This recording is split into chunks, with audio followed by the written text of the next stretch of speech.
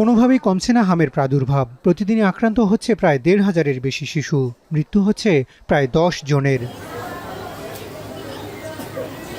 সারা দেশে হামের প্রাদুর্ভাব ও উত্তরণের পথ বিষয়ে সকালে বাংলাদেশ মেডিকেল বিশ্ববিদ্যালয়ে গোলটেবিল আলোচনার আয়োজন করে বাংলাদেশ হেলথ রিপোর্টার্স ফোরাম। আক্রান্তদের ৮০% ভ্যাকসিন নেননি বলে উঠে আসে আলোচনায়।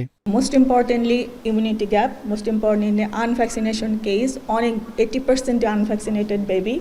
তো এটা আসলে তার মধ্যে malnutrition, low breastfeeding rate. এবার হামের উপসর্গ ও জটিলতা অনেকটাই বেশি দেখা যাচ্ছে। সময়মতো রুটিন টিকা ও পুষ্টি নিশ্চিত করা না গেলে হামের প্রাদুর্ভাব কমানো সম্ভব নয় বলে জানান বক্তারা।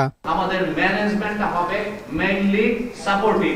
Number 2, vitamin A. Vitamin A, this is the cornerstone of treatment of measles. CDC দেখিয়েছে এখন একটা significant portion of baby behavioural এবং ইন্টেলেকচুয়াল চেঞ্জেসের মধ্যে দিয়ে যায়।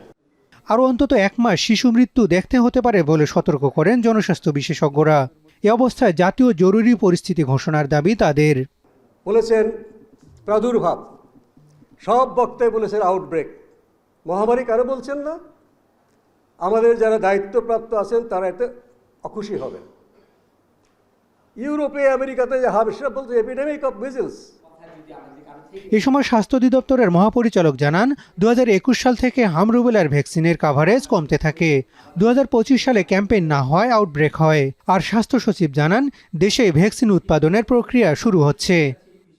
এখন ২০২৬ সেই সময় থেকেই কিন্তু একটি পোর্শন শিশুরা কিন্তু কাভারের বাইরে ছিল। তাহলে ২০২০-এর ডিসেম্বর মাসে কিন্তু সর্বশেষ যে আমার ক্যাম্পেইনটি হয়েছিল, এরপরে কিন্তু ২০২৪ সাল ক্যাম্পেইনটি হয়নি।